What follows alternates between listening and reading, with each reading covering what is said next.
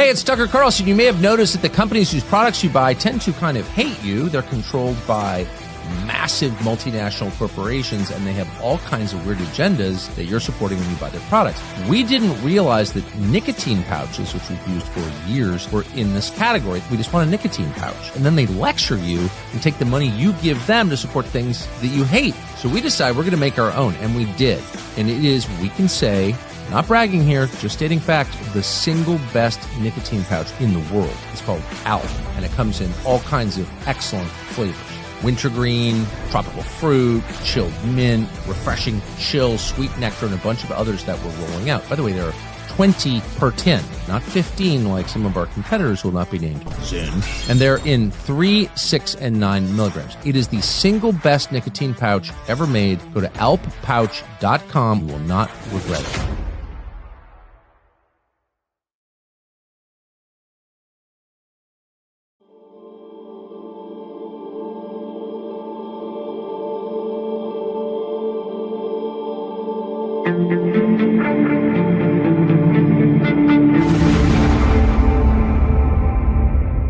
Bobby, do you have anything to say? We signed some very important documents having to do with health.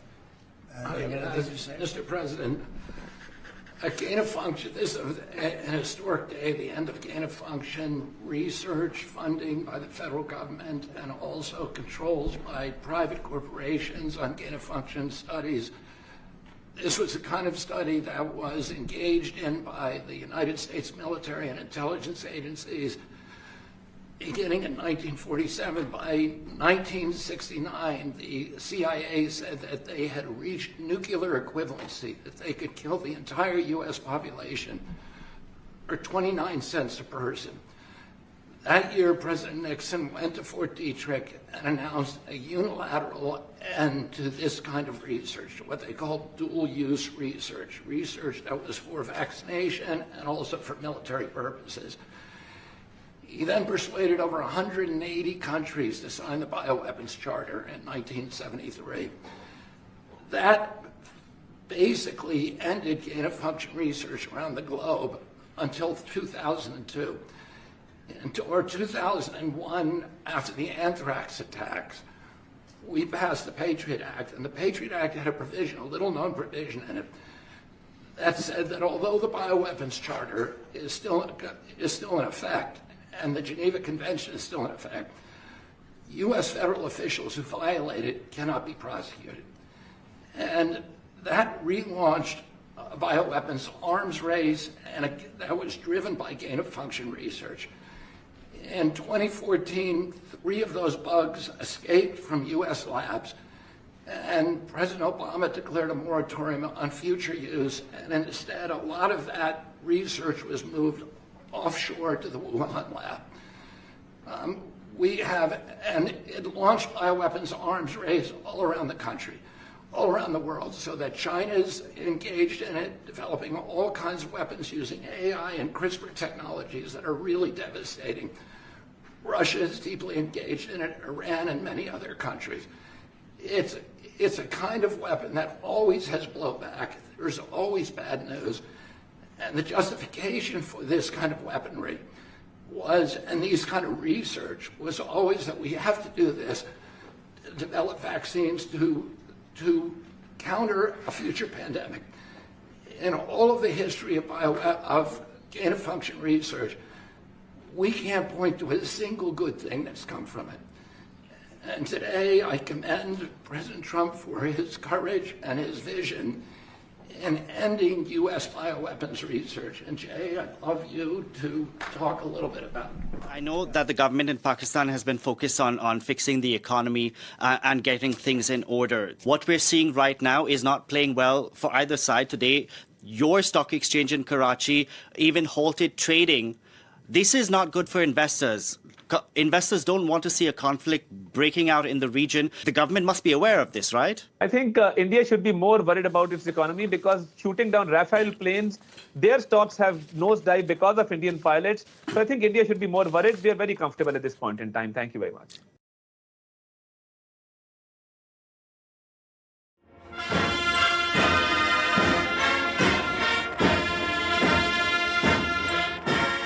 Наши отцы деды и прадеды спасли Отечество и завещали нам защищать Родину. Слава народу-победителю! С праздником! С Днем Великой Победы! Ура!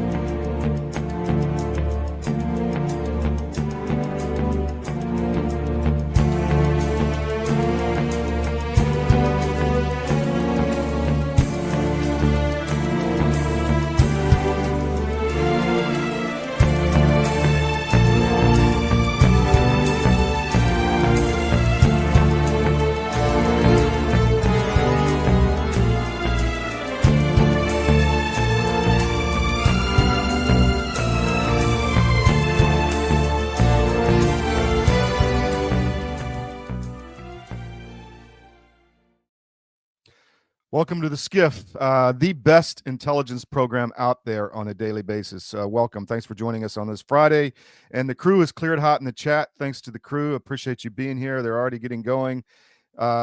We focus on credibility. As we said, we're the best intel show out there. We don't tiptoe around sensitive subjects. We want to bring you the best credible reporting we can on things. And one of the issues right now that is sensitive to a lot of people is what's going on with Israel and the Trump administration. And we're going to bring you right from the best sources we have. I'm bringing on Brent Beecham right now as a former fighter pilot for the American Air Force and the Israeli Air Force. One of the best insights I know on this subject. Brent, thanks for joining me this morning, man.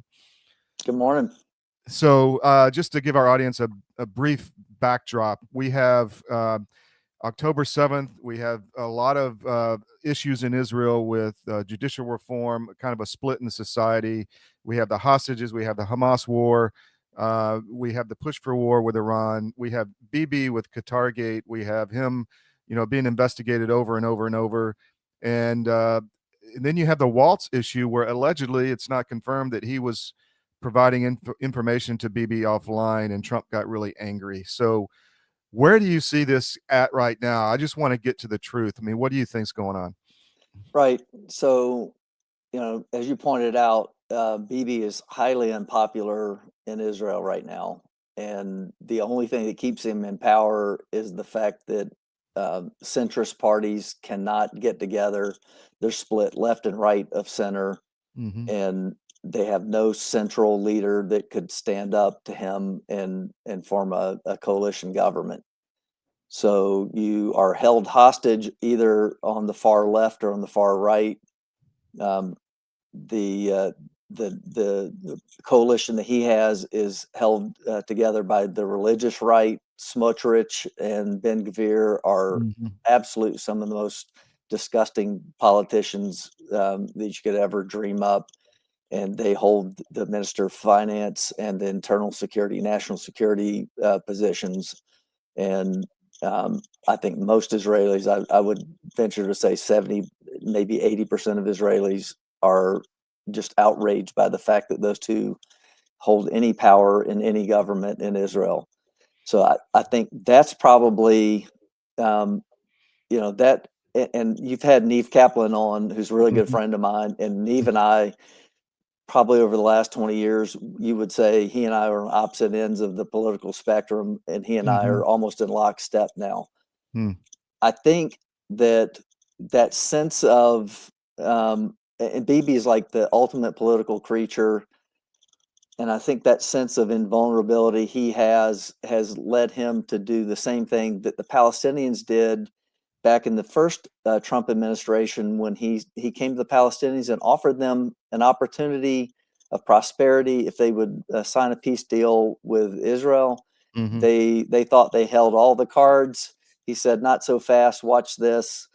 Mhm. And went and signed deals with the Arab Emirates, Bahrain, Mhm. and Sudan and Morocco, and he just brought this whole great deal together with the Abraham Accords. I think Bibi thought he held cards this time around. Trump said, "Here's a deal I'm willing to incorporate you into." Bibi thought, "Okay, Trump really needs me, and he's my good friend," and Yeah. he held out, and Trump said, "Okay, fine, we'll move on next."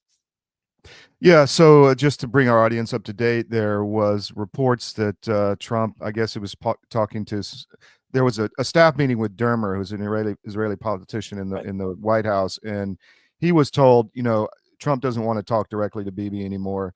He's not going to Israel. In fact, Hegseth canceled his trip to Israel, and and Trump was asked when he signed the peace deal with Yemen, with the Omanis negotiating, the journalist asked, "Well, what about if if Yemen attacks Israel?" And Trump said, "I'm fine with that." So he's literally, kind of in this. There's also another theory, Brent, that this is a celebrity, clash just for the PR. That there's like some 8D chess that they're just doing this in order to get the deal with the Arabs. I mean, have you thought about that? Yeah, I don't think so. I think Trump really sees the world differently. Mm-hmm. I think the world has been run by diplomats who run around in black tie affairs, cocktails. They really don't care to solve anything, because if they solved the world's problems and they had peace, then they would be out of a job. Mm-hmm. I think Trump deals with this like he would in real estate development. Yeah. He offers a contract with somebody. Somebody thinks they hold all the cards. He goes, "You know what? I'll just move on to the next piece of property, and we'll negotiate a deal with them." And I think that's the way he deals with these situations. He's got the Ukraine to deal with. He Mm-hmm. had Yemen to deal with. He's still got Iran to deal with. Why is he going to mess around with Bibi when he's got other fish to fry here? Yeah. He can deal with Iran without Israel. And I mean, trust me, I'm highly sensitive to relationship. My wife is Israeli, and she asks Mm-hmm. me all the time, "What's Trump doing?" Mm-hmm. Because she sees it a little bit differently maybe Yeah. than Yeah. I Many might. do. Yeah, many do. Yeah, yeah. So I don't think that's an abandonment of Israel, and I don't think that. But at the same time, uh, he's not.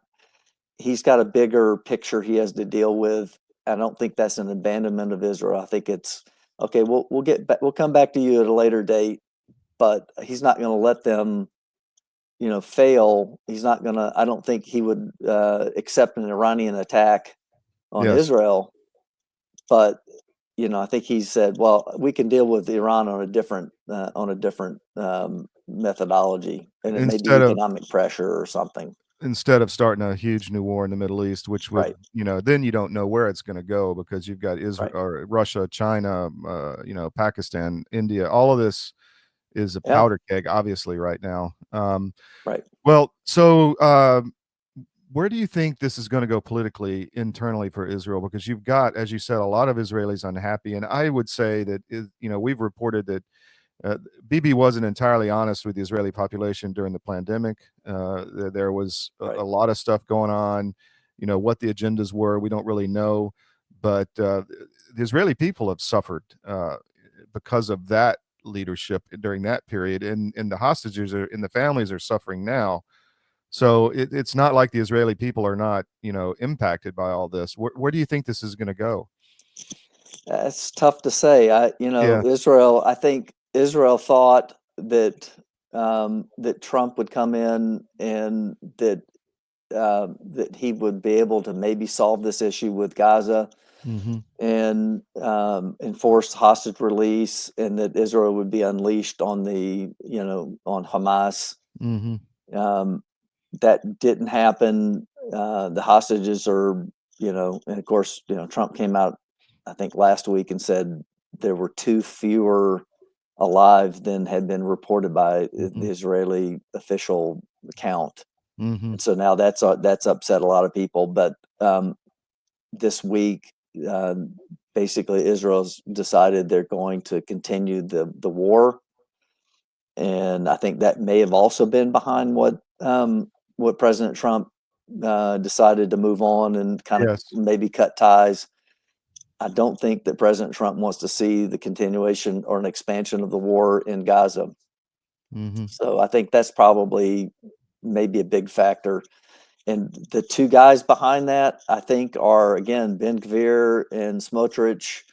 They've been pushing Bibi for continuation and expansion of that war, and they've seemed to have gotten it. And again, it's a real catch-22. You can't leave Hamas in place, but I just don't see how you win this thing. Well, they've been fighting for 2 years, and there's still 40,000 militants with 40% of the tunnels left. I mean, and you're losing the PR war globally at this point, because I mean, yes, the Palestinians are very good at lying and propaganda and theater, dead bodies that get up and walk away and that kind of stuff. But there is an impact on the Gazan population, and I think that what Trump is concerned about at this point. And even Huckabee came out today, who's very pro-Israel. Right. I mean, extremely. Like, you could make an argument that he's too pro-Israel, but he said, look, Trump wants the Gazans fed, and it's going to be done not by Israelis or the UN, which means American contractors. I think that's going to happen. Yeah, well, Yosef Haddad, I saw a video. He went through some market in Gaza, and there's spices and food, and so it's like, if you remember, in Africa, United Nation aid was being delivered, and tons and tons and tons of aid, and people were still starving, and it wasn't an issue of supply. It was an issue of distribution, and Hamas is really the issue here. They steal the aid, they sell it for multiples of what its value is, and they use it as for maintaining power and a funding mechanism, right? Yes, and that's I think steal the aid. I think that's the big plan now, is an attempt to prevent that from happening. That's the U.S. plan. With some Israeli security being involved in that. It was overblown, politically. They were talking about how Israel was going to be involved in directly in the distribution of aid, and I think that's been squashed now. But I think that I think from the Israeli public position, let's get the hostages home. Let's find a political solution to this. Again, Hamas cannot remain in power. If they remain in power, this will be repeated. Maybe not next year, maybe not in 5 years, but in the next 10 years, they will do it again, and they will be shooting rockets again, and this will continue. So it's we're going to trade 58 hostages for the next 58 10 years from now, and it's going to repeat. So it can't continue. But again, with the administration, with the Trump administration's help, there could be a political solution that removes Hamas from power. We didn't. I mean, we destroyed Nazi Germany, but we didn't kill every Nazi. Right. And yet we were able to dislodge them from power. And the same thing with Imperial Japan. We dislodged them from power and created 2 great, democratic. That's a really good point. Right. That's a really good point.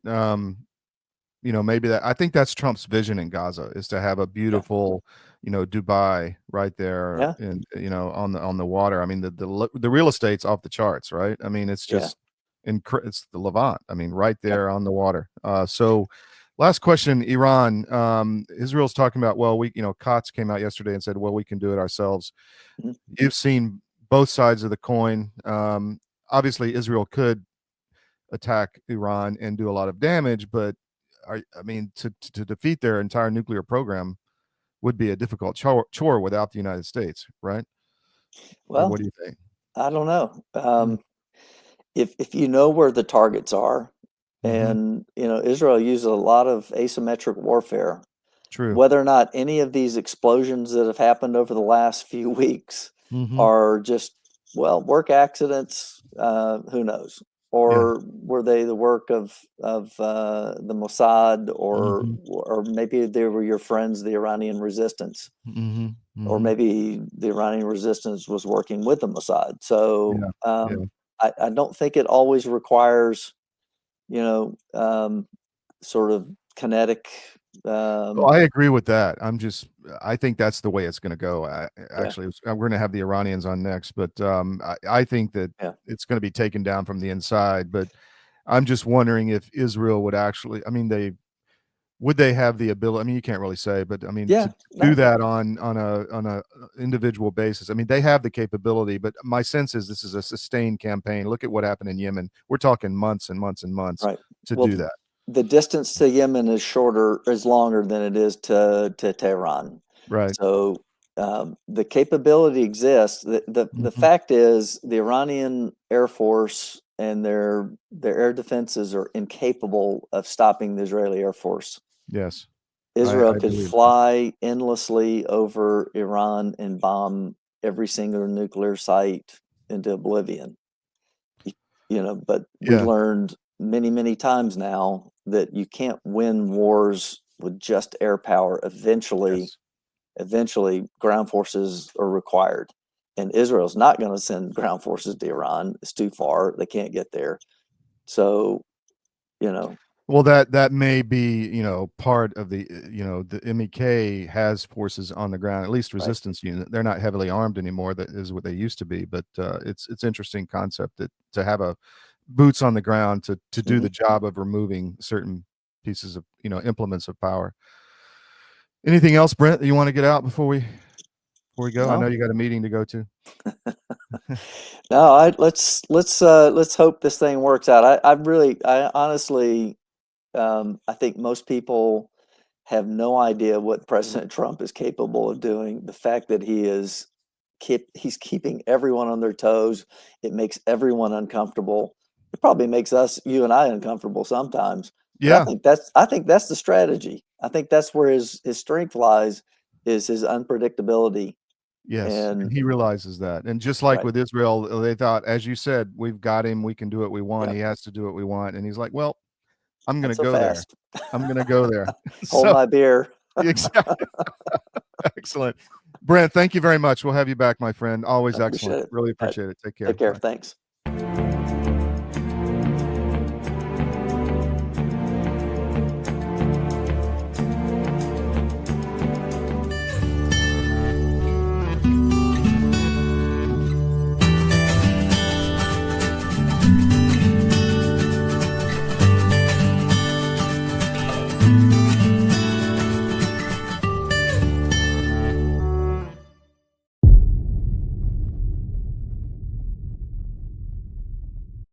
The bird flu is circulating. We're getting more and more press, more fear mongering, more warnings about this.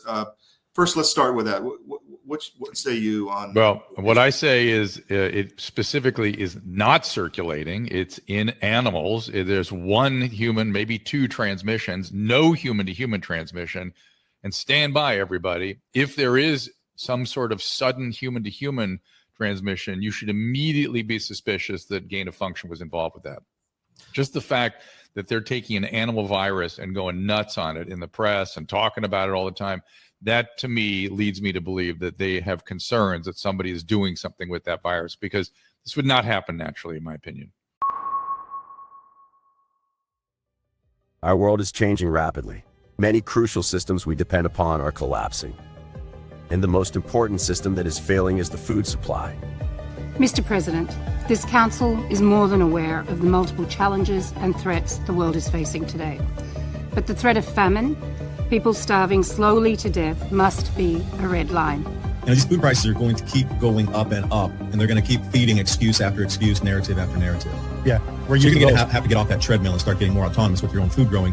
You want to make sure that you can eat, because frankly, food is the biggest issue as we are going through these transitions.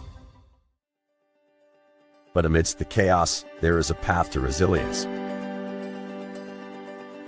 Marjorie Wildcraft is the female leader of the survival and preparedness movement.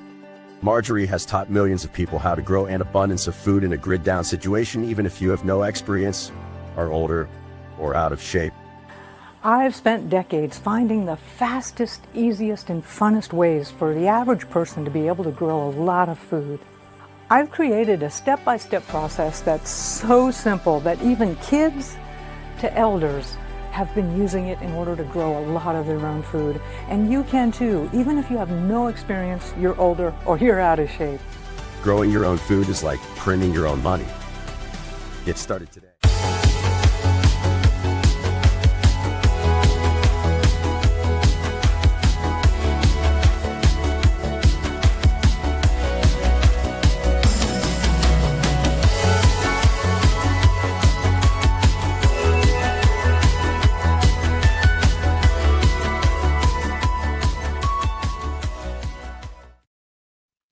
Welcome back to the SCIF, the best intelligence program out there daily, and we bring you sources as with Brent Beecham, who was flying for the U.S. Air Force in the first Gulf War, flying F-15 Eagles, and then in the Israeli Air Force, flying A-4 attack jets.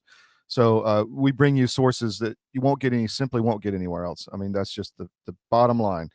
One of our sponsors is Marjorie Wildcraft with the Grow Network, and if you go to cdmfood.com, that's cdmfood.com, you can check out all her products. She has a lot of free content, but once you consume the free content, check out her programs on how to grow a lot of food. It's an ongoing, I guess, aid to make sure you can be self-reliant growing your food, because it really is like printing your own money. So check out cdmfood.com and just spend some time on the website over the weekend and support CDM with their products. You basically sign up for her subscription after you look through all the free stuff to continue getting all the just excellent content on how to grow a lot of food. I mean, she's the best out there.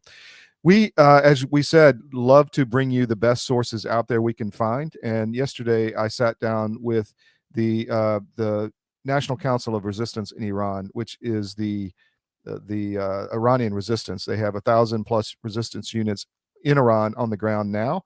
They are very plugged in, and there's a huge disinformation campaign against them. I find it really interesting that you have a lot of the media dismissing them as a viable opportunity. I've spent a lot of time with them, and I can say that I don't dismiss them at all.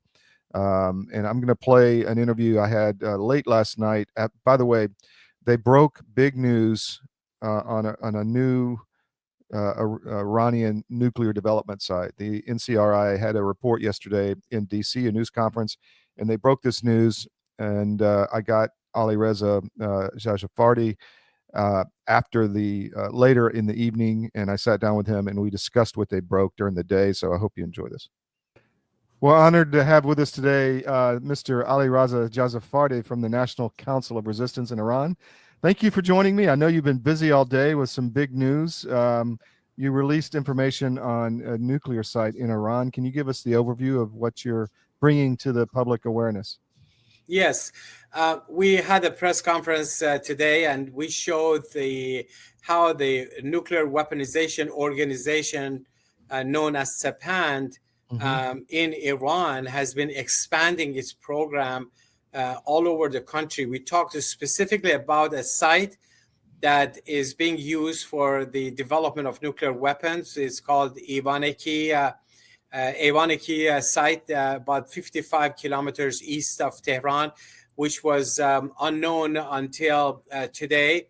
It has a very high level of security in the outskirts of the mountain, entirely run by this, nuclear weapons organization, SEPAND. And we also talked about the Iran regime acquiring tritium that would be used for boosting nuclear weapons.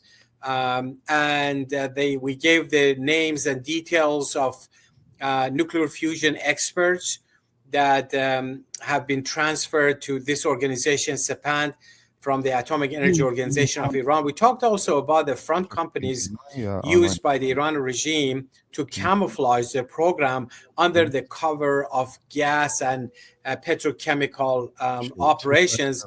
But in fact, it's all about the development of nuclear weapons. We emphasize on the need for shutting down all of these nuclear sites, because the evidence today once again shows that Tehran's program has always been and remains to be a program about developing nuclear weapons. It's not about energy. It's not about electricity. It's about building the bomb. And that's why I call for shutting down all those sites, ending the entire nuclear weapons program of the Iran regime, having the IAEA to oversee the closure of the sites instead of getting into details of sampling here, sampling there, what percentage of enriched uranium. All of that need to stop, because we are way past that point. Those were things that belonged to some 2 decades ago. And that's why I think the world already has seen everything. They have the experience. They've seen the behavior of the Iran regime. The people of Iran don't support the nuclear weapons program of the regime, which is meant to guarantee the survival of the regime. Some $2 trillion have been spent by the regime on their nuclear weapons program. And, and this is just like making people poor. Yeah. So the drama behind the Iranian nuclear program has been immense for several decades now, with the JCPOA and all that. And now you have the negotiations trying to be done, I believe, in Oman and other places by the Trump administration with Iranian officials. What's your sense of their seriousness about this, and where the negotiations may go, if you have any idea on that? Well, we just know based on what is put out there. And of course, the regime has come to the negotiating table in a very, very weak position. They have no leverage. They used to rely on their proxies in the region, the threat of terrorism and all of that, to gain concessions at the negotiating tables. Right now, the biggest ally, Assad in Syria, is gone. Their biggest, proxy groups, Hezbollah in Lebanon, the Shia militias in Iraq, the Houthis in Yemen, and a whole host of others in the region, that have been badly shattered. Inside the country, the economy is in shambles. The value of Iranian currency has lost almost half of its value since last year. And the population is very defiant. They want an end to the rule of clerics. There have been 9 rounds of major uprisings in Iran since 2018 in all 31 provinces of the country. So this is the state that the Ayatollahs are coming to the table. They have no leverage to demand anything. To the contrary, if the international community demand for closing their nuclear sites, dismantling their entire nuclear operation, I think it's doable, it's feasible. At least Tehran will get the message.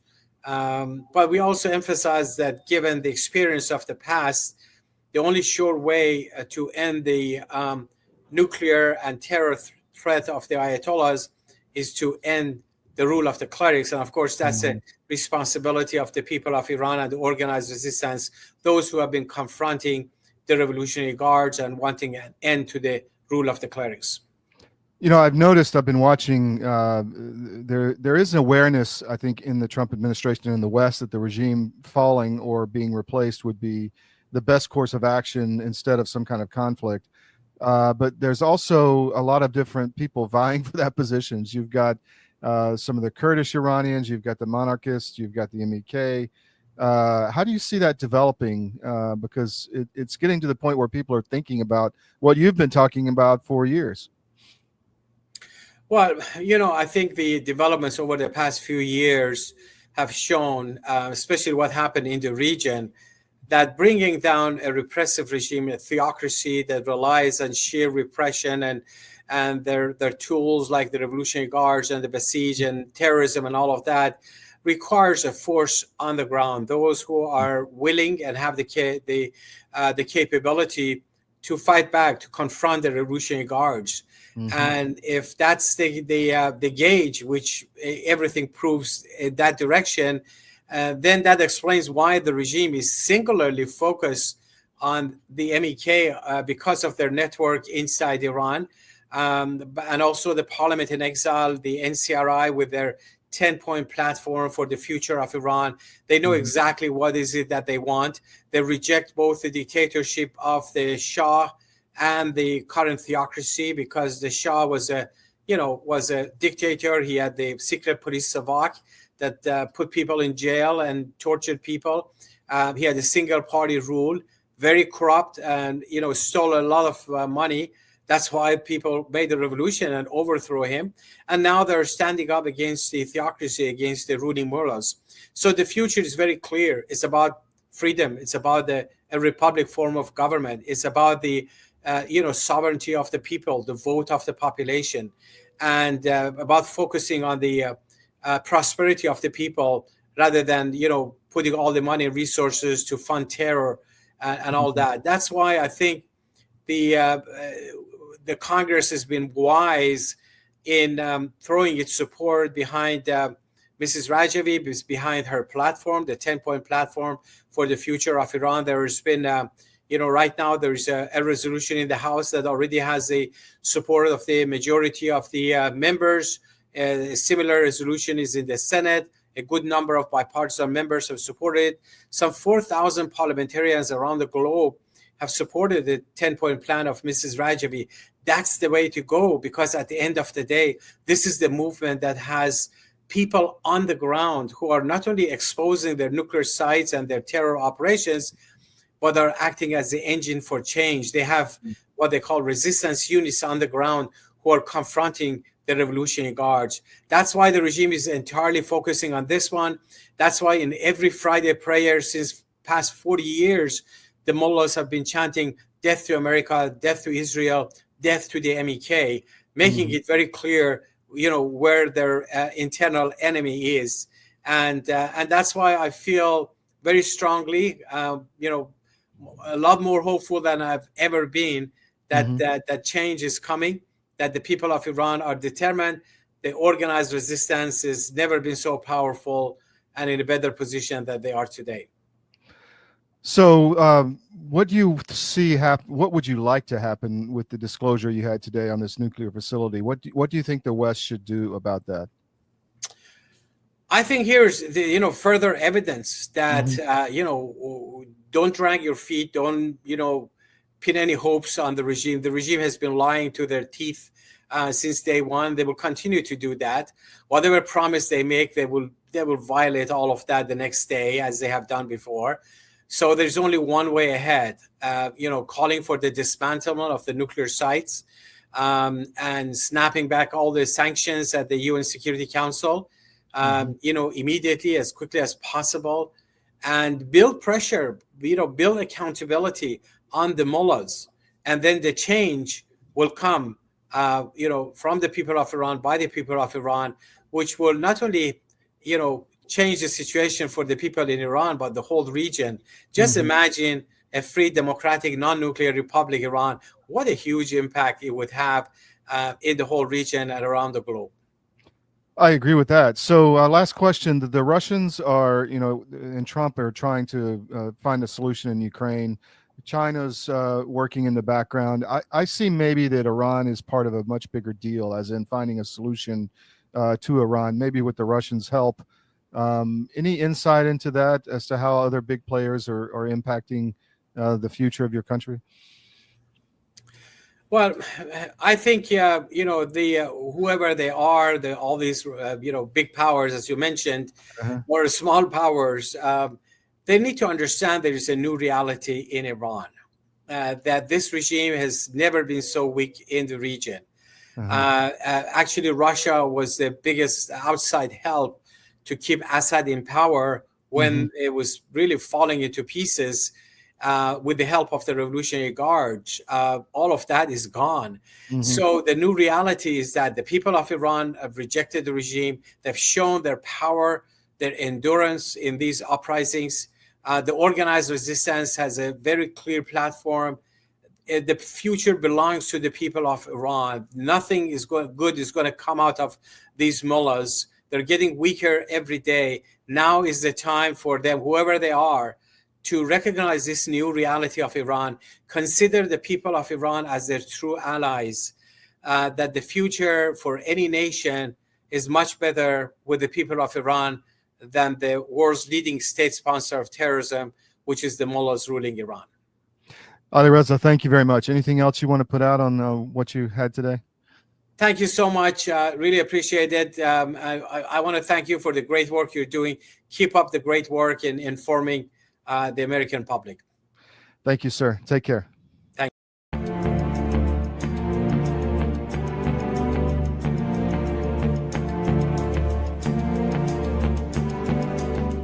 Well, in the case of hydroxychloroquine and ivermectin, these are two medications that have been FDA approved for use in humans for decades. They are very, very inexpensive. Interestingly, available over the counter in almost every other country other than the US and Canada.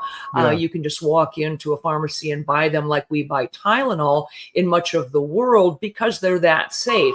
And we've known for decades that ivermectin has very strong antiviral properties. It has anti-inflammatory properties, and both ivermectin and hydroxychloroquine are what we call zinc ionophores. They help to move zinc from the bloodstream into the cell, which is where it needs to be in order to fight off a virus. So lots of application for these, and we have every reason to believe that those drugs also will likely have some efficacy against H5N1 or a number of other respiratory viruses that we may meet down the road. If you haven't noticed, gold has reached a new high, all-time highs actually, and keeps going up every day. Why is that? It's because precious metals are a long-time historical store of value. And if you own a portfolio and you have assets in the fiat currencies, i.e. stocks, bonds, cash, or whatever, you're vulnerable to hyperinflation, which is coming as our debt explodes another trillion every 90 days. It's really scary. So how do you protect yourself? Go to Advisor Metals. If you look on any of our CDM.press sites, about halfway down, there's an ad for Advisor Metals. Click on it, fill out the form for your contact info, and Ira Bishotsky will contact you and talk to you. It's an easy conversation. There's no sales pitch. He's completely verified by us. He has a regulatory background we've checked into. We've checked with his bankers. We've checked with his IRA custodians for metals, and we can highly recommend Advisor Metals and IRA. So go to Advisor Metals. If you call them directly, tell them we sent you at CDM, and he'll definitely take care of you. But protect your portfolio because you really need to.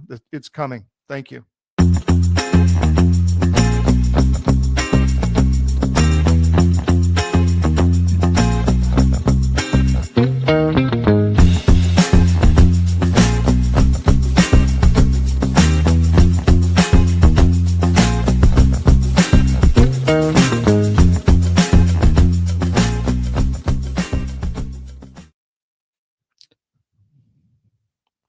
Welcome back to the SCIF. Regarding the NCRI, the National Council of Resistance in Iran, I wrote the book on that subject, Paying the Price, The Untold Story of the Iranian Resistance. You can order it at historyofbooks.com. You can go to ltoddwood.com and get a signed copy. But this is really eye-opening book, and I guarantee you will learn something. I spent a lot of time with their operatives in Albania, in their base camp, and in Paris, in their headquarters. And, you know, 5 years ago or 6 years ago, I just learned about them. I traveled the world, done business all over the world, was a journalist in Eastern Europe, all over the world, and feel like I was pretty global guy, but I had never really understood what this group was. So I spent some time and wrote this book, and there's really nothing else out there like it. Really good comments on the book. Laura Logan, the journalist, said this important book comes at a critical time for the opposition, which is growing from strength to strength, even as the streets across the country run with their blood. So really good insight from Laura Logan. And General Paul Vallely, this story by L Todd Wood is at once emotional, disturbing, yet uplifting as we see those yearning to throw off the yoke of totalitarianism give their all. Major General Paul Vallely, U.S. Army, retired. So check out the book. If you want to learn about what's happening in the world, you will be smarter than anyone, which is our mission at CDM. A little more housekeeping. If you're in the New York, New Jersey area, a good friend of the show, Ella, who it runs a art group inside of Israel in Ashkelon. I've actually visited her where she was getting rocketed. Her village took 2,500 rockets when I was there during that year. But she has a reception. She brings Israeli artists around the world, not a reception, an exhibition. And it ends on May 15th, I believe. But they're having the closing ceremony this Saturday night. So if you're in on May 10th at 5 o'clock to 9 p.m., Jersey City, New Jersey, 80 Grand Street, check it out and support a good friend of the show. The art is great as well. Also, we are let's do the mission brief. Today is May 9th, and this is your mission brief. I'm your host, L Todd Wood. A little bit delayed because we got started early with Brent Beecham. Here's your mission brief. Trump pressures Bibi on Gaza and Iran. We've talked about that, something you need to be aware of. Cyber war from the CCP. We're going to talk about that in a second. That 2FA you're using with your phone may not be so good. Russian Victory Day parade goes forward in spite of Zelensky's threats. We played a little bit of that in the cold open. Israel may strike Iran alone. We talked about that with Brent. And then Janine Pirro, Judge Janine, appointed the DC DOJ attorney as Ed Martin was shot down by Tom Tillis. So let's talk about that a little bit. We talked about the Israeli issue with Brent, but let me bring up just one thing on that issue. Some of the Israeli journalists are out there saying that Trump is a fool because he is negotiating with Iran and Hamas. That takes me back a little bit. I tend to trust our president versus these journalists. But anyway, it is happening out there. So I just wanted to make you aware of that as kind of an addendum to our discussions on what's happening in Israel with the Trump administration. The 2FA thing I talked about, the Chinese have, got into a lot of our systems with the massive Salt Typhoon cyber attack that was done under the former head of the National Security Advisor, and it's one reason why he was fired. But the FBI and CISA have warned against the SMS authentication process where you have your phone and it's 2FA, and they say, okay, we're going to send you a text, and you put in the code. Well, guess who owns the system that does that? The CCP. So that may not be as actually, I didn't bring that up yet. Hold on. Here we go. There it is. That 2FA system may not be as good as you think. And so they recommend using the actual authenticators on your phone. I've always wondered, okay, you're going to give codes to all your secrets to a third-party server somewhere with this 2FA authenticators, but this is what's coming out there, and you should be aware of it. And really, cybersecurity is extremely important. We are very focused on it here. We're not as good as we need to be, and we're going to get better.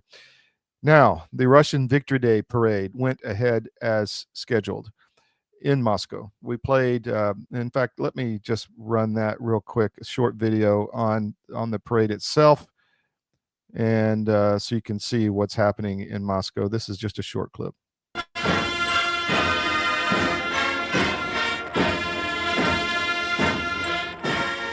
Наши отцы, деды и прадеды спасли Отечество и завещали нам защищать Родину. Слава народу-победителю! С праздником! С Днем Великой Победы! Ура!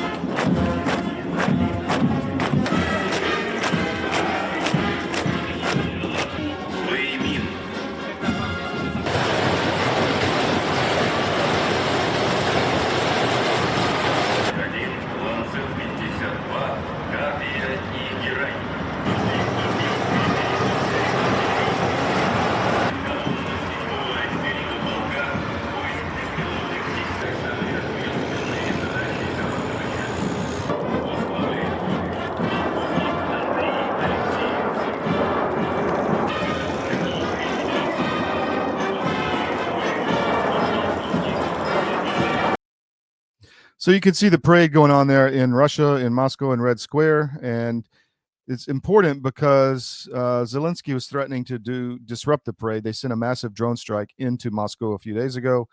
And when asked if the Putin government should be worried about the parade on May 9th, Zelensky said, yeah, they should be worried. So there's a lot of major leaders there. Xi Jinping was there, as well as others. There's a big to-do about Xi and Putin, having a bromance, hugging, having tea, all of this stuff. So they're obviously putting that out for a reason. Probably pressuring Trump in the negotiations is a big part of this. But the Zelensky government was going to disrupt it. It went forward, and that's a big deal. There's allegedly a 3-day ceasefire. I don't think that's really happening. Trump is now pressuring both sides to try to come to an agreement and institute a 30-day ceasefire. Russia is pushing back, and so is Zelensky. So, I don't know if the Trump administration is going to walk away from this, but it's not our fight. I think that is the realization we want to bring to the table. This is not our fight. If Europe wants to get involved, great, but we don't want U.S. forces or, in fact, frankly, money going into Ukraine unless we get something back out of it. This mineral deal was signed, but who knows how effective that is going to be. So the last story I wanted to talk about before we move on for the day is... hold on, I just want to find this, is Judge Jeanine Pirro, who is now, actually, I don't have the screen to bring up, but there's an article on cdm.press. She is now the acting attorney, DOJ attorney for Washington, D.C. This is a big deal because, Tillis blocked Ed Martin, who wanted to be confirmed in the position. And there was a lot of internet chatter that if Martin wasn't confirmed, then the judge that prosecuted Trump or persecuted Trump could, appoint whoever he wanted in that position. The position's key because it's someone who can go into DC and clean out the corruption. And it looks like Judge Jeanine has been put in there. So we'll continue to stay on this story. DC is extremely corrupt and it has to be rooted out. I hope Trump actually does what he says and will do that. So we're going to take a break. We're going to come back, and I have a treat for you. We have a great show called Eurobites, and as we go into the weekend, the European situation is extremely important. It's extremely fragile.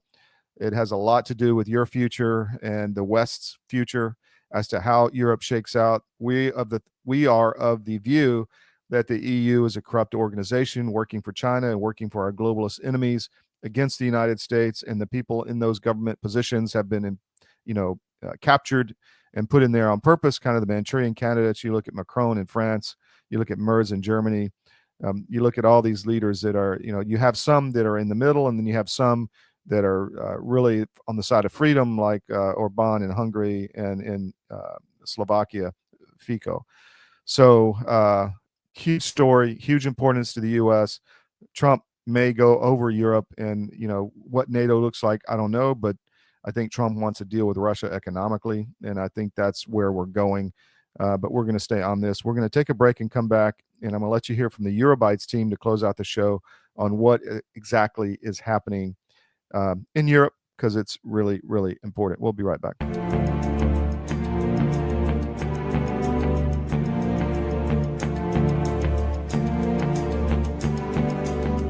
Okay, ready? Ready. So we're out in the field in South Dakota shooting pheasants, and we're coming out here to a Milo field you can see behind us, and I was throwing in an ALP. Someone else was using a tobacco product, and then somebody, and I'm not going to name names, pulled that out in public at a hunt. And so that's obviously yesterday. What we have here, ALP, is tomorrow, and we're going to make that official by symbolically ending the long reign of this product. Willie Robertson happened to be hunting with us. We don't have a mechanical fur, but we do have former U.S. Senator Rick Santorum of Pennsylvania. With an arm. Willie's got a 12 gauge. I've got my trusty 20, and we're going to see what we can do to usher out the Zen era.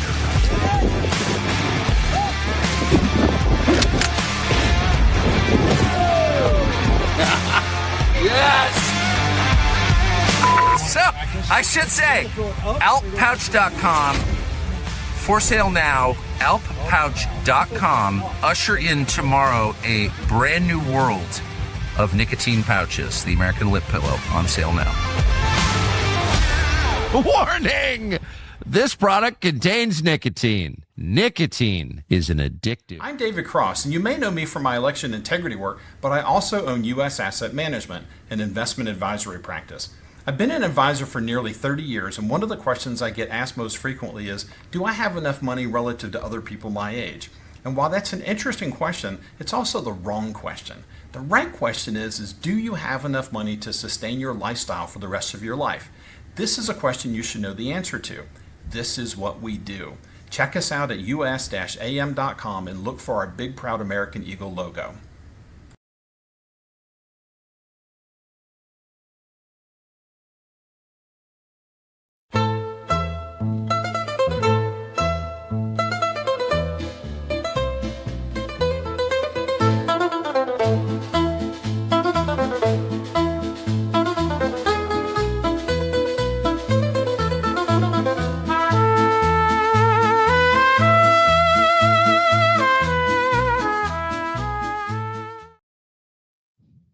Welcome back to the SCIF. Again, we pride ourselves on bringing you information you're not going to get anywhere else. The real deal, the truth, very credible. A lot of times it raises hackles. I can see in the chat some people didn't like Brent Beecham's discussion of Israel. But you know what? We're just going to bring the truth. We don't care where it ends, and we know the truth. And so we're going to continue to do that. As I mentioned, we're going to play our Eurobytes show. This show has been going for several years, and Amy Williams, one of our best members of the crew, says she loves the Eurobytes show, been watching for years. I wanted to play this today as we go into the weekend and give you really an idea of what's happening in Europe right now with Alternative for Deutschland and also what's happening in the UK. We had Gawain Toller on recently. I've been corrected on how to pronounce his last name. Been working with him for years and always called him Towler, but now I will say Toller because I don't want to offend anybody. But we're going to bring on the Eurobytes show. This is a team we've had on the ground in Europe, in Austria and Germany and the UK for a long time. And I think you'll really enjoy these guys. And we'll see you after this and we'll close out the show. But here you go.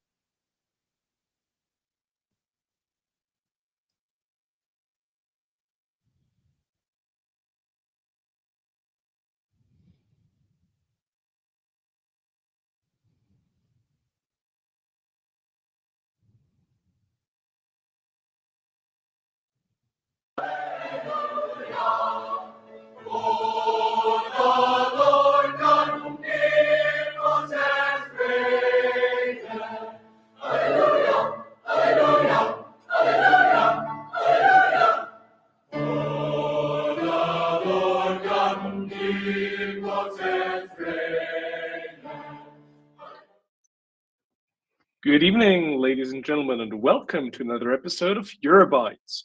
Today we're going to be joined by Christian and Todd, who's going to be our host for today. Thank you, as always, for having us, Todd. And we're here with two major topics tonight. First one being the developments in Germany surrounding the AfD party, and the second one being the so-called Uni party in the UK, Labour and the Tories, apparently having a hard time in local elections. Good evening to both of you. And Christian, do you want to start right away? Yes, absolutely, Lucas. So obviously, whenever Todd asks us, like, hey, when are they going to ban the AfD in Germany? We can never give a satisfactory answer because it's as everything about Germany, it's a very complex issue. But we are in interesting times. I mean, so much so that quite often I come across people opining on the AfD in Germany.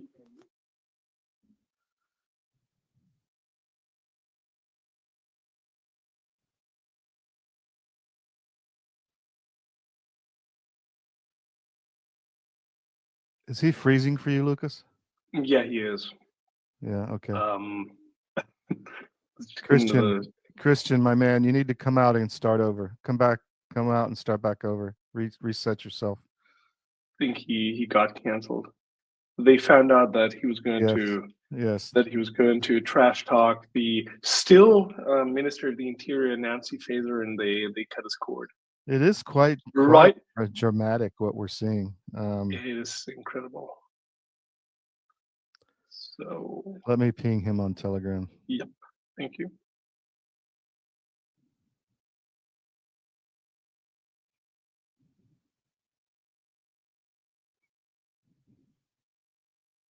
Oh, there he is. I'm gonna let him back in. Yeah, I'm just gonna get rid of his other one. Good evening, Christian, and welcome Yes. back. Thank you. I already Apologies. mentioned that What I said must have been too interesting for the powers that be. I mentioned already the German Minister of the Interior, Nancy Faeser, who's going to be Interior Minister for another day or so, cut your cord. Rightfully. I wouldn't be surprised. I wouldn't be surprised. Now, back to topic, please. You mentioned that. Just start over your answer. Just start over your answer, and I'll cut it out the rest. Okay, brilliant. Okay. Well, so quite often, Todd, whenever Todd asks us, like, Christian, Lucas, when are they actually going to ban the AfD? It's very, as everything with Germany, it's very complicated, and there's very little precedence. I mean, there had been parties banned, one Nazi successor party, and the Communist Party in the 1950s. As with everything, when it comes to court precedents, it's obviously subject to shifting opinions and a shifting constitutional landscape. Our constitution is not quite as well. We don't even have a constitution in Germany. It's called basic law, so it's not quite as ironclad as in the U.S. Constitution. But yeah, it's a difficult topic. We might just give you our 5 cents on it, since both Lucas and I do have a legal background. But it is interesting what has been happening. Obviously, once it became clear that some sort of betrayal of the voters' will had taken place after the election. So imagine the 3 main parties that were the loser parties, the coalition of the Social Democrats, the Green Party, and the Liberal Party, sort of more like libertarian, but sort of left libertarian. They were the losers of the election, and the CDU weren't really the winners either, because they fared very badly in the last That's election. true. So you would think that the voters would say, hey, based on that, well, let's see. There's definitely the voters want a policy shift. But as it turns out, in the negotiations for the new coalition, they agreed on a policy that is even more hard left than the last coalition that has been voted out of office. And that happened before a lot of the decisions were made before the new parliament met. So the old parliament clung on to power. So the old parliament that still had the old majorities, which is something that is possible in Germany, until the coalition, see, if you don't have the winner-take-all system with a 2-party system like in the United States, or to a degree in the United Kingdom, a coalition needs to be formed, which can be cumbersome. So the old parliament stays as is, and all the ministers and the chancellor keep carrying on as sort of a interim sort of government. Yes. But they use that to change things massively. And what now transpires, the new coalition will enter under far more left policies than the previous one that had been voted out of office. And lo and behold, AfD is riding high in the polls. And just before the old parliament is about to finally hand over to the new parliament, the Federal Constitutional Protection Agency, one of our 17 such secret services, domestic secret services, has come out with what they call an expert opinion, an expose, that it actually certifies, yes, the AfD is extremist. And with that, back to Lucas. Well, I couldn't agree more. Now, what Christian mentioned already about the German decision, or the German government's decision not to basically convoke the new Bundestag, or basically also the Bundestag president's, like the Speaker of the House's decision not to do that. This has shown that democracy has a hard time right now. Keep in mind, yesterday was the day of the freedom of press, either yesterday or today, and Germany's press freedom ranking has tanked. Now, there's so many developments that make it clear why this ranking has become so unfavorable for Germany. I'd just like to add one thing to Christian's point at first, and this being when the old Bundestag is still convoked, the interesting thing that happened is we mentioned this already roughly a month ago when they voted for this huge debt plan, when they authorized the government to take on roughly €1 trillion in debt. That is $1.1 trillion in debt. When they did this, there should have been the new Bundestag session already. This meaning that the new Bundestag majorities would take place. Now, when Christian spoke, the first thing that came to my mind was so-called lame duck government and how Germany can't have one. Now, keep in mind, this new government will have a parliament majority of out of 630 seats. The new black and red, or CDU-CSU SPD government, will have a total of 328 seats. That meaning there's going to be a majority of 14 seats. Now, if you have 14 congressmen who decide not to support these decisions, who are they going to count on? Obviously, the Green Party, because keep in mind the Free Democrat Party, the FDP, or as Christian called them, and I do need to disagree staunchly and strongly on this. They're neither liberal in a classical sense. They have never been libertarian. They're, to keep a third L for an alliteration, they're losers. They lost the election. They are out of Bundestag, and I assume they're going to be out for good. The interesting thing about the FDP is that they have somehow managed to make themselves obsolete. People who actually want things to happen that the FDP originally stood for in their party program and their pamphlets are now either voting for CSU when they're in Bavaria, or in the rest of Germany, and in Bavaria too, to be honest, they're going to be voting for AfD.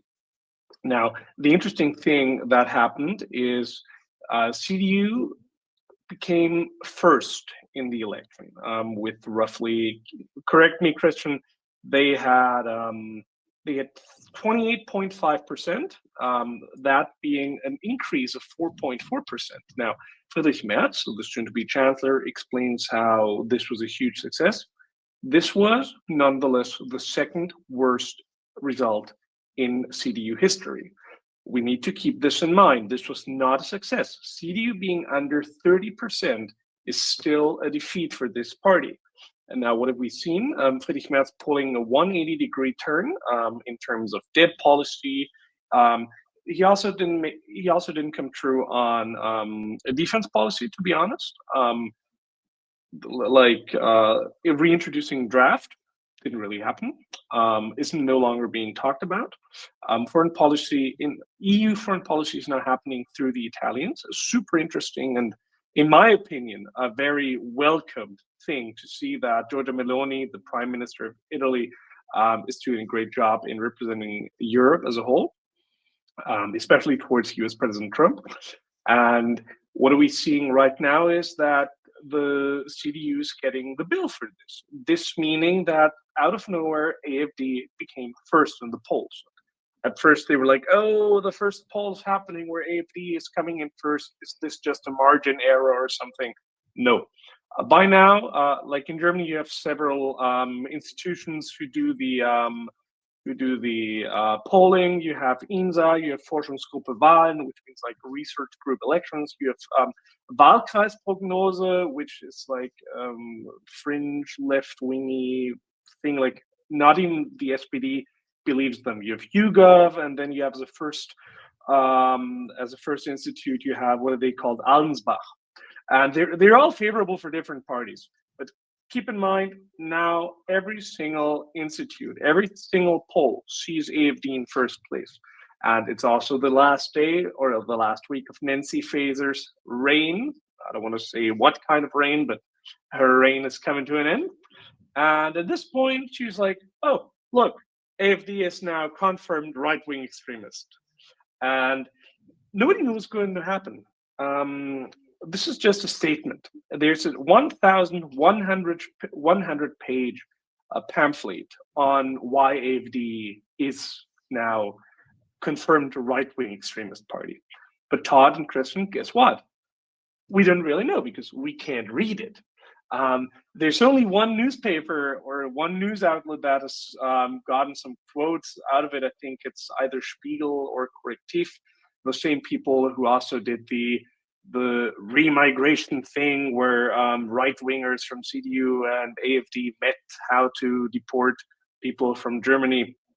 Well, the interesting thing you need to know, listener or viewer, AfD is now on the track of being first in several polls, and the reaction of the political establishment is to kind of pull the trigger and say, okay, they're now up for, like, we're going to shoot them down.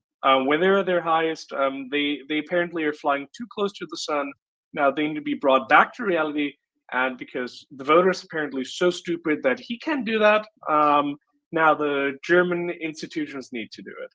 Keep in mind. Let me ask you a question, because yeah, please, in the U.S. we had a similar situation the last term, and I think the majority of the American people, 2/3 now, realize that that Biden was a very corrupt and almost, I would say, dictatorial government.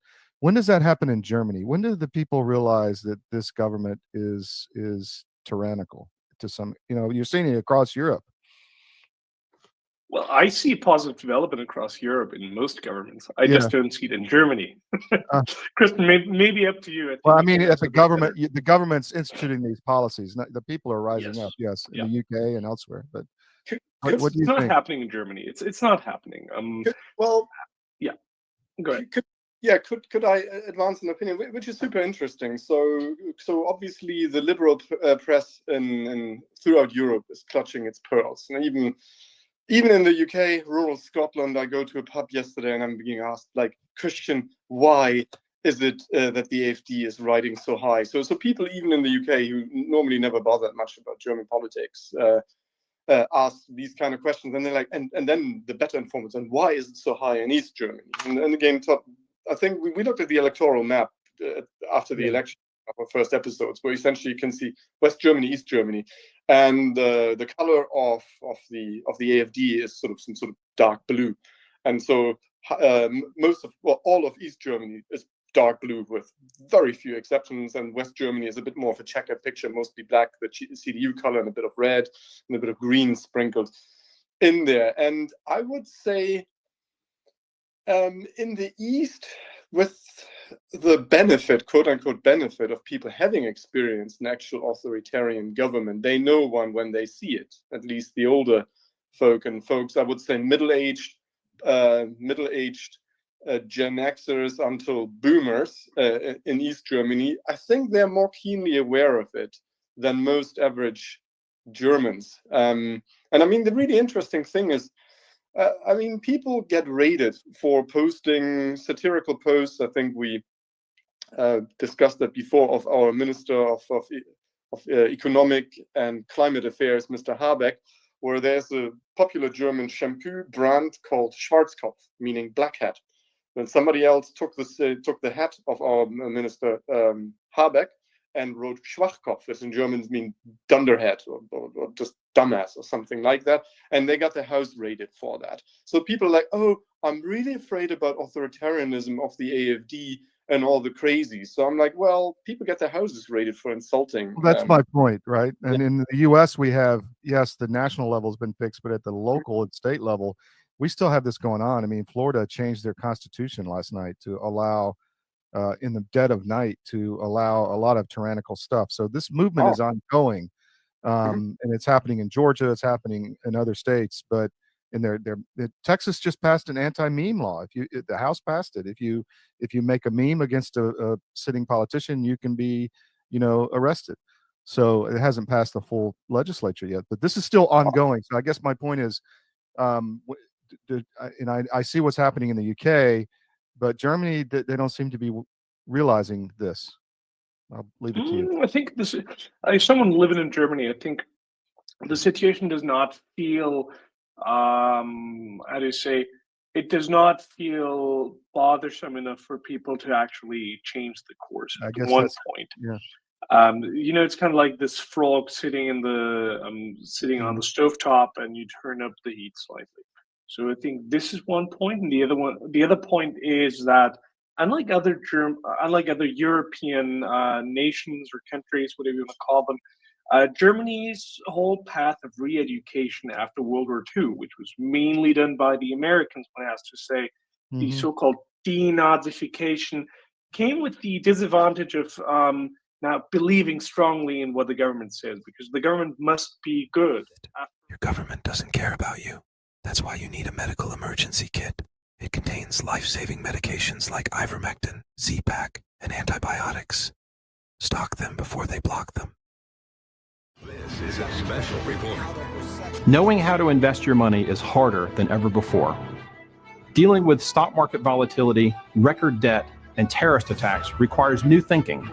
At U.S. Asset Management, we can help you see the world more clearly so that you can move beyond the chaos and invest with confidence. Call us, visit us online, or drop by our office. U.S. Asset Management, helping you make better decisions with your money. After all, it's a new government. The old one was bad, you know.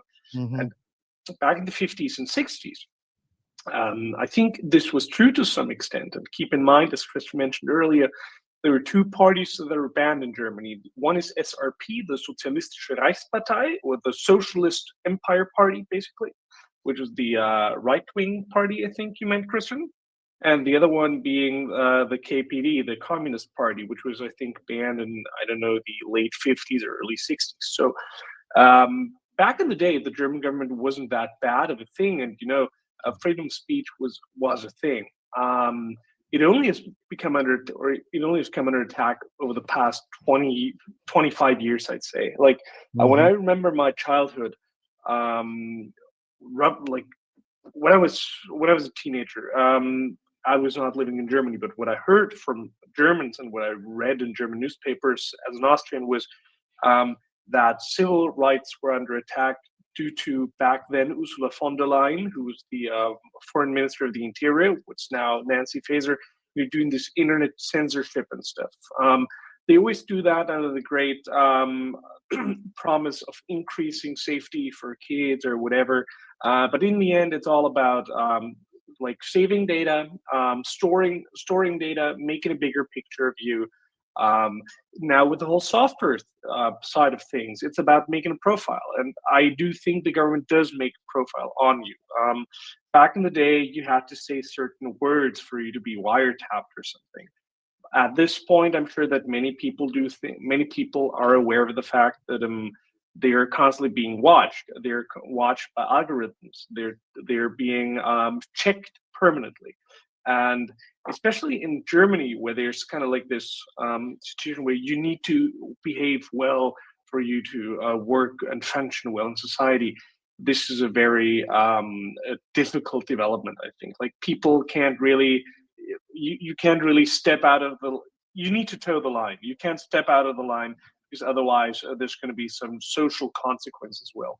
I had this talk recently in my friends, like with some friends and with family members.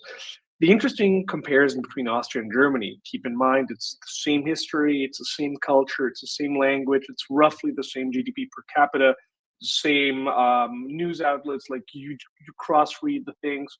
Austrians do like going to northern Germany on vacation. Germans love going to Austria on vacation. We do the same thing, basically. Germans also being the largest group of foreigners in Austria, and vice versa. I think there's like also a lot of Austrians in Germany. There's one difference, and it's politics. And that is because Austria has this kind of more classical liberal stance towards what do you think and what does the other person think. And I've been living in Germany with interruptions for roughly 12 years now. And I do need to say that one thing I notice more and more is the fact that Germans like to self-censor out of fear for being censored by someone else. And Christian, I don't know how you see it. You have been living in this country way longer than I have. What's your point? I mean, it is interesting. I mean, it is as you say. I mean, I've lived in Austria for a year, and in Germany for 20 years. Before then, I spent a lot of time in the English-speaking world. Austria is, I mean, they have a word which is called conciliatory. So Austrians, there's a much more of a live and let live, and it's not the outrageousness I mean, I think a communist and a quote unquote far right person in Austria could have an argument, but they won't go at each other's throats. And they kind of agree, whilst they very much disagree with each other's viewpoint, it's not quite as outrageous. You're like, if you meet somebody with my politics in Germany who actually, like myself, says openly what he thinks, it's outrageous. I mean, normies implode. It's just something like, how can you? I mean, it's a classical NPC meme, whereas in Austria you don't encounter that. And it even goes back to literature when you read old stories by Austrian writers of Vienna in the 1900s, which was like such an intellectual powerhouse in so many ways. There were at one point Sigmund Freud, Adolf Hitler, Joseph Stalin, and all kind of other, let's call it luminaries. They lived in Vienna at the same time. Yeah. There has been a chance that they saw each other. Yeah, in the same time.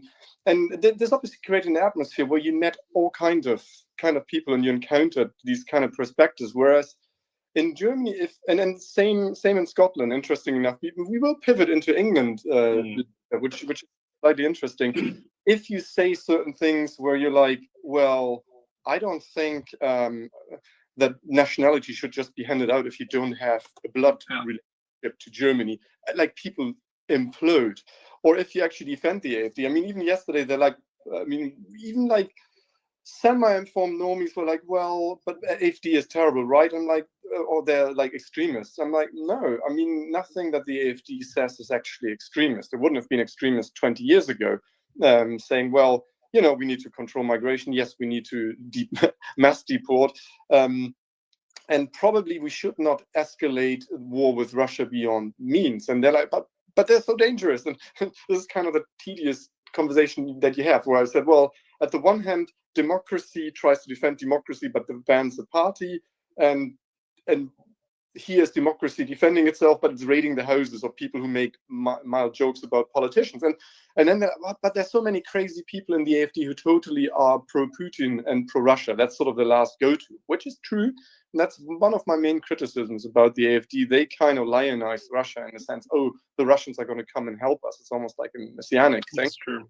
And I don't agree with that. However, then we've got the extreme that Mr. Merz, until a couple of weeks ago, was still fantasizing about selling German mid-range rockets, Taurus rockets, in order to destroy the civilian bridge connecting the Crimea with the mainland, which the Kerch bridge, I think, right? Yeah, which I find absolutely crazy. But yeah, so yeah, that there's a difference, and I guess one thing I might add: why West Germans, not East Germans. Again, there is a reason why East Germany votes more AfD, because they know an authoritarian country a regime that lies to them, because West Germans have never encountered. And I grew up in a country that had a fantastically competent regime, a pretty reasonable justice. Yes, it tilted ever so slightly left, but not crazy. The police was super competent. Those were people who were trained for 3 years. Everybody was well trained, competent. They didn't do anything crazy. And we had one influx of asylum seekers in the mid-1990s, where suddenly we got numbers we did not see until 2015 again, until Merkel threw open the border. Suddenly, before the internet, word spread how unbelievably generous German asylum law was. So hundreds and thousands of people arrived in Germany, but it being the 1990s, where people were still sane, there was still bipartisan consent. We need to change the European immigration rules. If you're coming from another EU country where you've got no reason not to claim asylum, but yet you travel to Germany, you have no reason to stay in Germany, which pushed the whole problem towards Italy and Greece, who rightfully said, look, well, you need to help us somewhat to bring these people back, but we didn't. But at least something was done in the 1990s, which is why I'm like, well, so many things that you call so far-fetched and far right, they wouldn't have been even right in the 1990s. I mean, even social democrats. Well, I mean, Todd, you know that yourself. There were even non-crazy Democrats until not that long ago. I mean, no, I guess we went through. You know, the scales were on my eyes 5 years ago. I mean, before 2020, I was ignorant, but now I see when somebody comes and raids your home in the middle of the night or early morning or late at night for a meme, there's a fucking problem. You know, that's a problem. That's true. I think there's also one more thing that I'd like to add, and this is over the past 20 years, what has happened in Germany is there's been some kind of institutionalization of the left wing. We're always like over the past years, we've been talking about the Open Society Foundation, George Soros and stuff, but the things that happen, they didn't really need a global scale. There's no bad person or bad conglomerate. It's not like Thomas Hobbes. We don't have the Leviathan back there, and there's a bad behemoth or something. What has happened over the past 25 years in Germany, and this has started, in my opinion, with the first Schröder government in 1998 and has continued ever since through the Merkel government and all these things, is out of nowhere, the left realized that they can just piggyback off the government, that they can just back in the 60s, there was a so-called march through the institutions.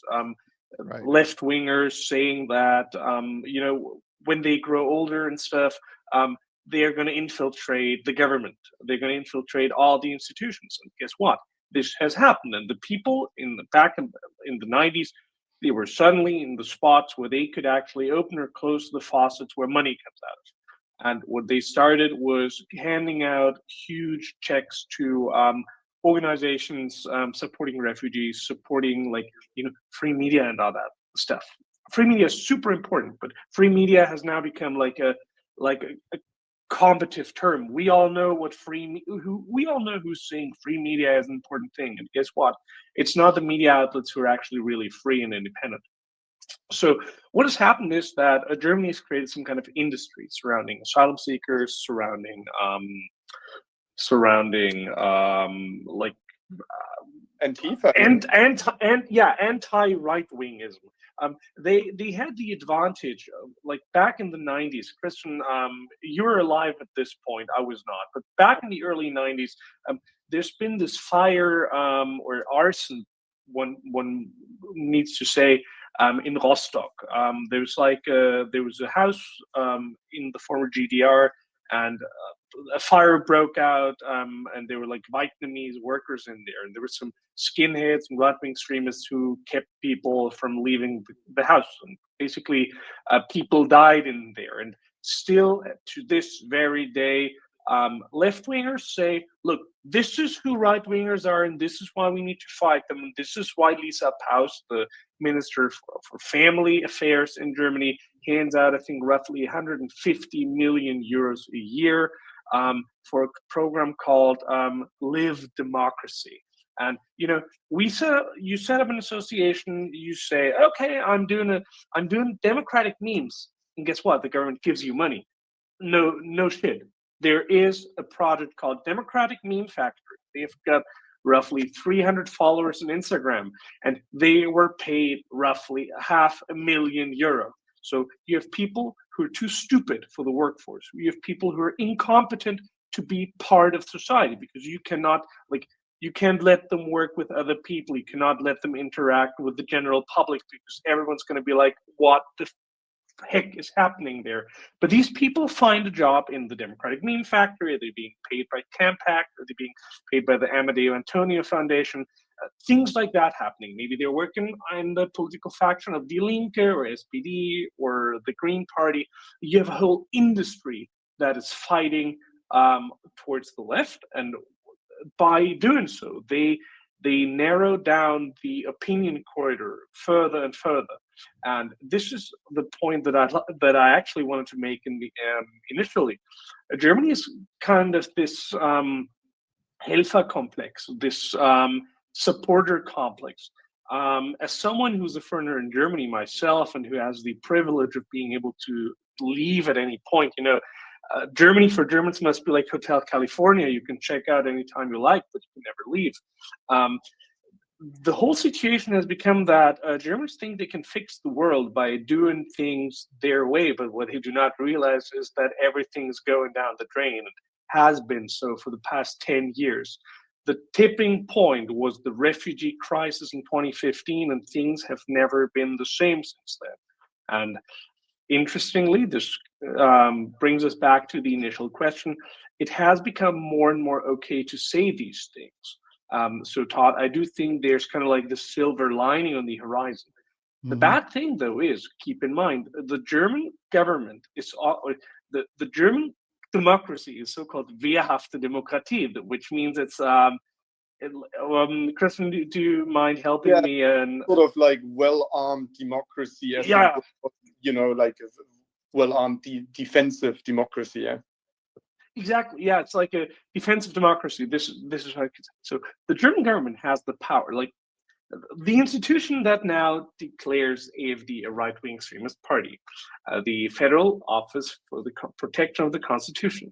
It's a federal office, which means everyone in there is being appointed by the Federal Minister of the Interior, which means everyone who's in there for the past 3 years has been in there with the acceptance of the AMPL, the traffic light coalition, which means red, green, and FDP, which means it's tilting a lot to the left. So what does that tell us? Well, the authority that the constitutional protection offices, out of which are 17, as Christian said, what they can do is they have the power to appoint so-called V people, Verbindungspersonen, basically connection people, undercover agents. Yeah, they can put agent provocateurs into these parties. Well, there might be as long as we don't see the 1,100 pages of this pamphlet, you cannot be sure why AfD is being considered right-wing extremist. And for all of those who think that this might not be true to the point, keep in mind that in roughly 10 years ago, NPD, the real right-wing extremist party in Germany, was about to be banned. And at one point, NPD went to the courts and was like, "We would like to see the documents. We would like to see the proof." So we are in the factory in Kentucky. This is Alp World HQ, and we are at the end of the packing line. So I'm going to show you how it works. We have a card, throw it in there. There's a packing slip, and then you have the Alp. And 4, but that seems honestly like a lot. 3 now, but it's good. You just pack a punch that, for a normal nicotine brand, it'd be like 8. We think 3 is fine. Next one. Again, 4. Let's throw 3 in just to keep it fair. Okay. There you go. So you can see you can get fast at this. And really, it's just a matter of repetition. This is kind of the assembly line that Henry Ford devised so long ago. Tucker's stealing all the Alp.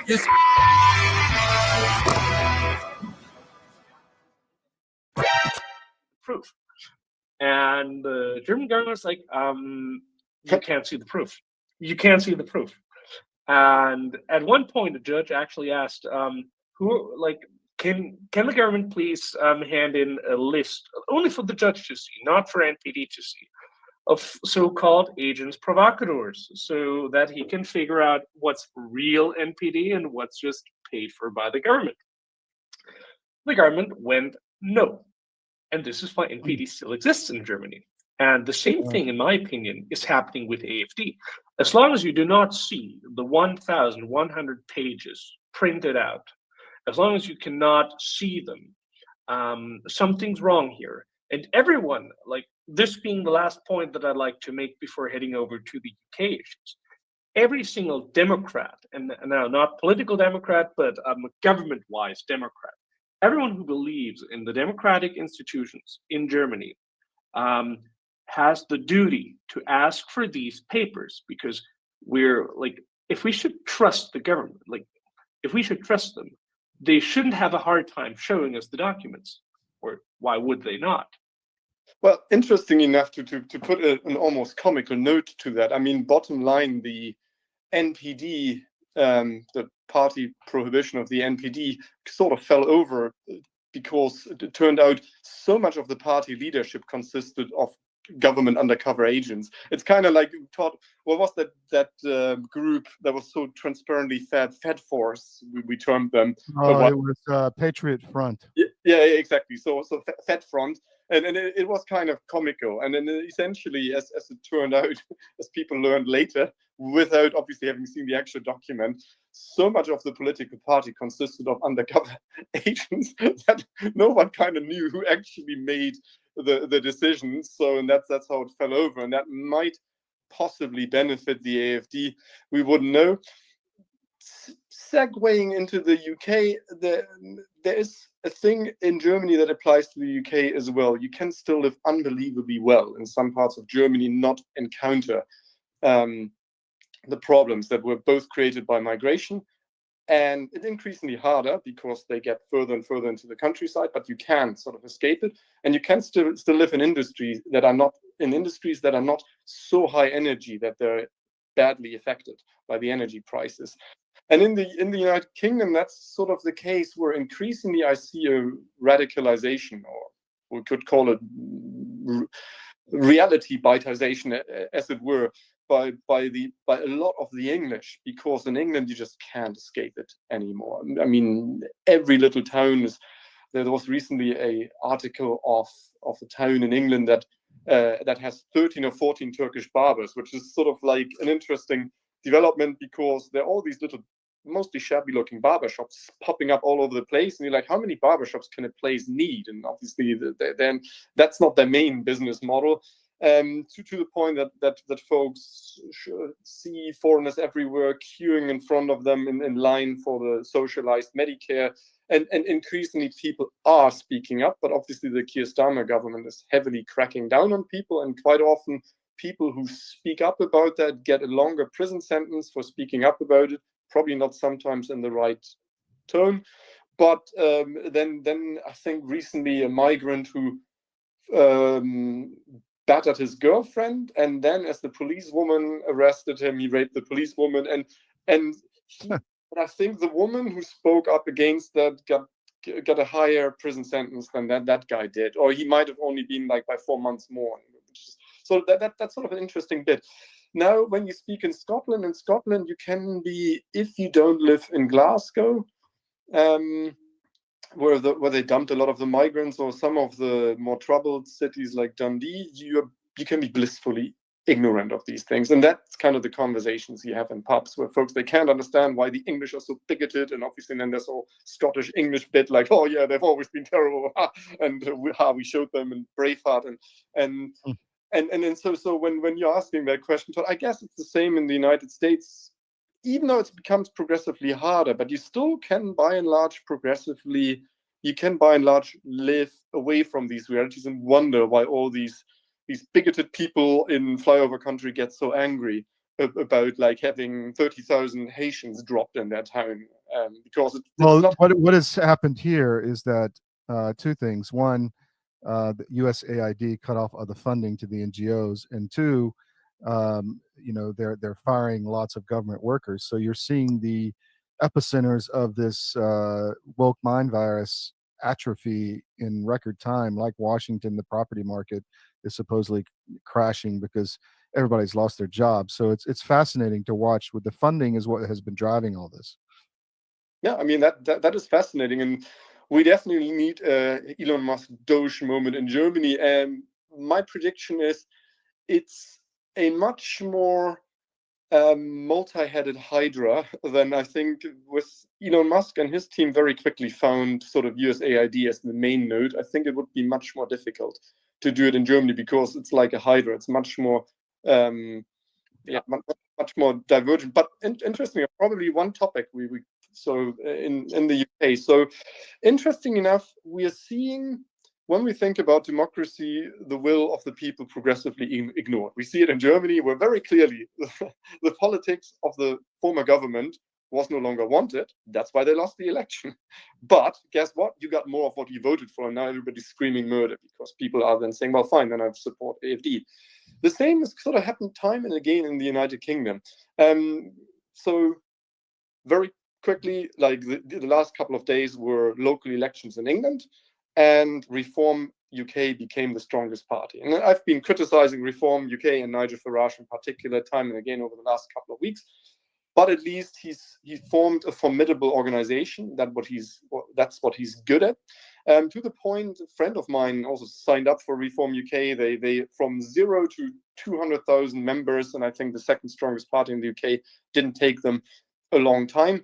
He then wanted to run as a councillor, and they did a fantastic vetting process online. Okay, have you posted ever something on Twitter that we ought to review? Have you done this? What's your background? What are your views? So they really made sure that to filter out sort of folks who might have their heart in the right place, but might otherwise get themselves into trouble if the opposition digs into them. So kudos to Nigel Farage. They became the strongest party. Both the Tories and Labour, the Uni party, imploded by 2/3 of their vote in this local election.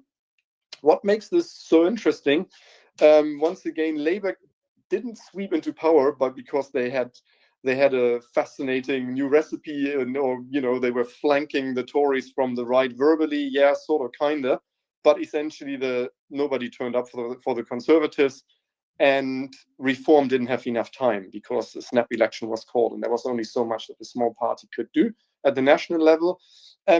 It is reminiscent of another moment that Reform UK, when it was called something different, had. 2019, the last European election where the United Kingdom was allowed to vote. The Brexit Party, as Nigel Farage then called it, he had renamed it from UKIP, swept into power, destroyed the Tories, and thereby the Brexit procrastination policy of Theresa May failed. And it was one of those moments. Remember, Brexit was voted for in 2016. It hadn't happened until 2019. But then voters were like, yes, that's what we really, really meant. And then it got procrastinated again after Boris Johnson was swept into power on a landslide victory. But yes, so whenever, particularly the English voters, are asked, is this what you want? If do you want to regain your national sovereignty? Do you want to put a stop to this crazy migration?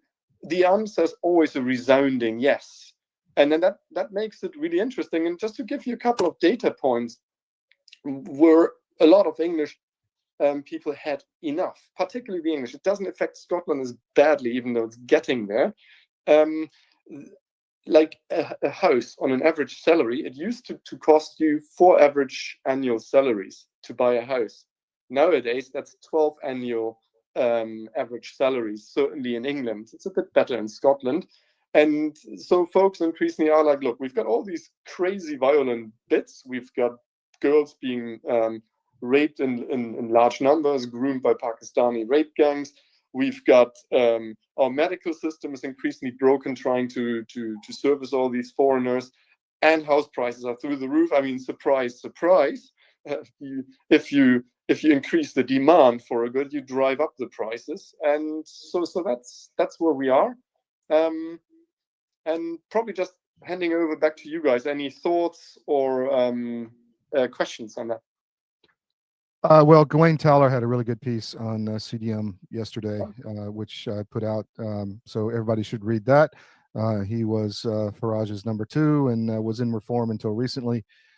Still in Reform, but not in the leadership anymore. But fantastic article. I'm hopeful for the UK. We'll see. We'll see what happens. I mean, is it too late? I don't know. I mean, yeah, we keep asking that question. It's very, very hard to say. It's a great one of history's great nation. They might have some fight left, but it's very, very difficult if you look at demographics. I mean, even in terms of how much folks not born in England or not being originated here have swooped into positions of power. So it's very, very hard.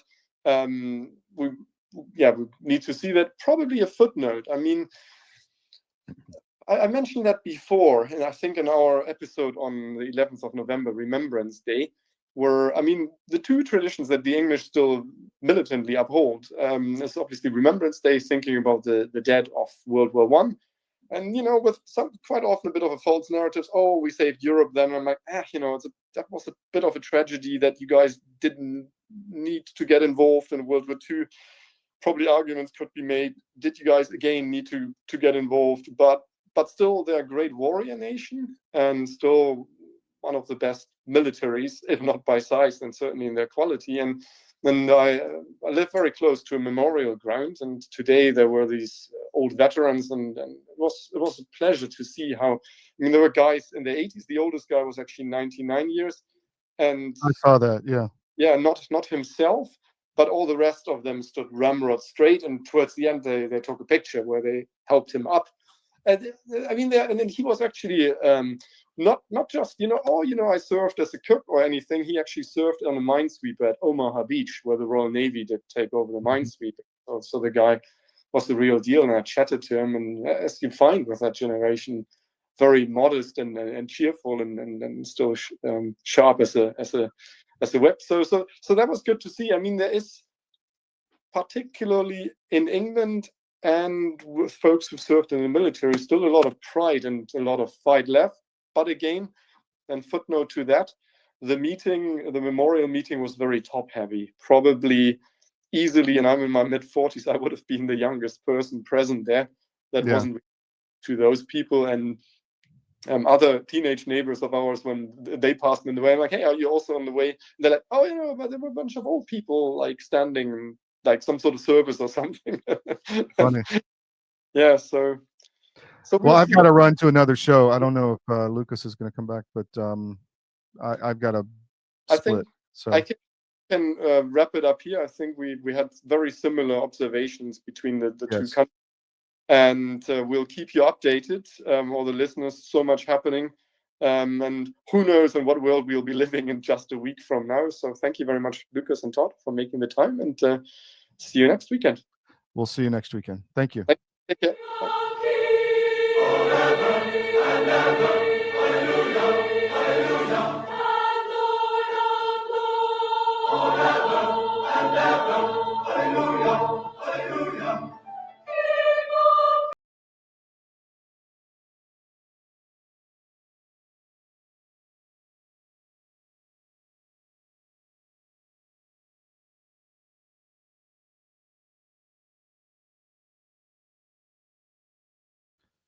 Problems with the mute mic there. Hope you enjoyed Eurobytes there today. Problems always producing on the fly. This is a live show, so sometimes we have hiccups. Thank you for joining us today on the SCIF. We'll be back. Monday at 10 a.m. Don't forget the Georgia show today, or Sunday at 2 p.m. with myself and Bill Quinn. We'll dig into all the corruption that's happening in the great state of Georgia. It used to be great and needs to be great again. Named after King George. And it's a real shame, but we're going to stay on it because transparency and media accountability is the only thing that's going to change it. So see you Monday on the SCIF, 10 a.m. Eastern to noon, the Georgia show, 2 p.m. on Sunday Eastern, and the Colorado show, 4 p.m. Eastern. A lot going on in Colorado this weekend with the Tren de Aragua, with the Second Amendment stuff in the legislature, with the voting machines, with Tina Peters, and Ash and the crew will give you an update on all of it. So stay tuned on CDM. Put us in your daily scan, morning, noon, and night. The best way you can help us with traffic. Check out our no ad subscriptions where you can access all our sites with no advertisements. Sign up for our social media, CDM1 on Rumble, YouTube, etc. And we will see you Monday. Thank you.